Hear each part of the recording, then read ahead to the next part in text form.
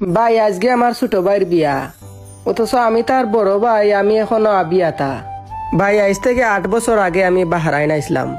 তখন সময় বয়স বেশি আছিল না, আমি 17 বছর বয়সেও ফ্যামিলির হাল ধরছিলাম। শখর বয়সও বিদেশ আইয়া হার মজাইয়া খাম কইরা ফ্যামিলিরে ফালছিলাম। বাড়িত ঘর দুয়ার আছিল না, ঘর দুয়ার বানাইলাম। ছোট বোনরে বালা জাগাত বিয়া দিলাম, বইনর জামাইরে ব্যবসা ধরাইয়া দিলাম, ছোট ভাইরেও টাউনও দোকান দিয়া দিলাম। সারা জীবন পরিবারের লাগি খইরাও গেলাম ভাই। আসলে পরিবারের লাগি করতে করতে আমি রোবট হয়ে গেছি। এখন আমার নিজেরও মনে হয় আমি একটা রোবট, টেকার মেশিন। আর আমার পরিবারেও মনে করে এর ভিতরে কোনো ইচ্ছা, অনুভূতি, শখ, আহ্লাদ কিচ্ছু নাই।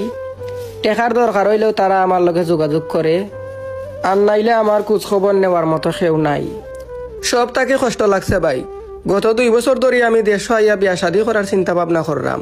আমারে 2-3 বার কইছিও, আম্মা এখন টেকা রুজি কর, বিয়া শাদী পরেও করতে পারবে, টেকা সারা বালাগরের কন্যা পাইতে নাই। অথচ দেখুন আমার আব্বা আম্মায় আমি বড় ভাইরে তৈয়া আমার ছোট ভাইয়ের বিয়া লাগাইছুন।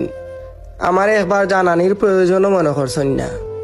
যখন সময় বিয়ার বাজার করার যাইতা টেকার দরকার লাগছে, এখন আমারে কইরা আমার হুরু ভাইয়ের বিয়া লাগছে, আমি টেকা ফাটাইতাম।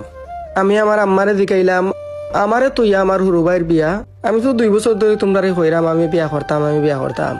আমার আম্মায় আমারে উঠতে ফোন, তুই তো বিদেশ থাকস, তোর বোন রেও বিয়া দিলাইছস, ঘর খালি খালি লাগে, ও তার লাগে তারে বিয়া করাইরাম।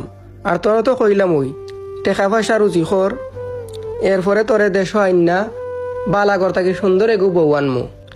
বিশ্বাস করো ভাই, এখন আর আমার নিজেরে মানুষ মনে হয় না, নিতান্তই আমি একটা টেকার মেশিন। এই গল্পটা আমার ইনবক্সও পাঠাইছন। আমার